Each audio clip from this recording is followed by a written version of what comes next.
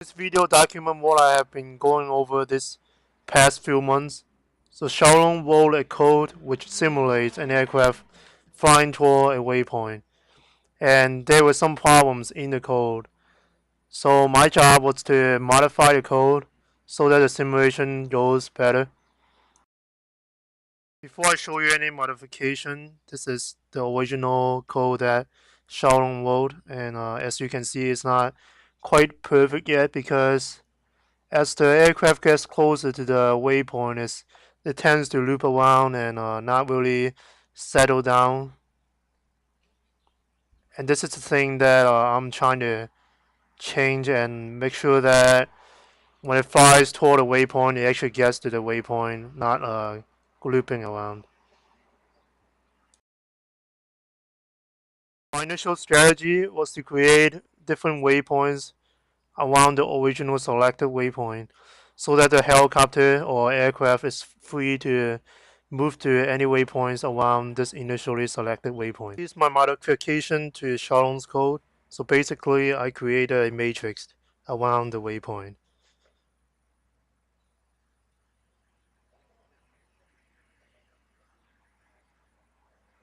Here shows the new simulation after the modification to the code.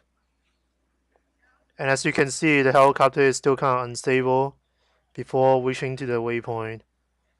But this time it actually reaches to the waypoint and stop there. There's a little more tolerance for the helicopter to arrive to the waypoint. But in third one case, the helicopter still loop around, and this is something I need to improve on. John and I discussed over this, and he suggested me to, instead of create a matrix of waypoints, create a 2 points that if the aircraft flies in between, it will count as the arrival condition.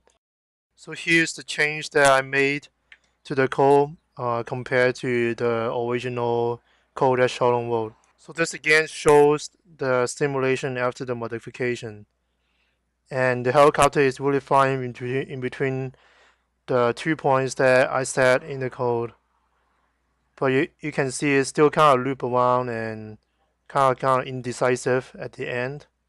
And this is something I was trying to make changes to improve it. Now instead of 2 points, I create 5 points, and the helicopter or aircraft is free to move to any of those waypoints. Here's the changes that I made, and it's pretty similar to the previous code that I made. So now in the simulation, the aircraft is free to fly to any waypoints, any of those 5 waypoints.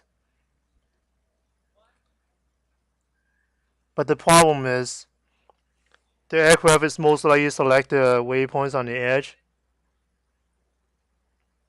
and it's not really trying to reach to the center of those 5 waypoints.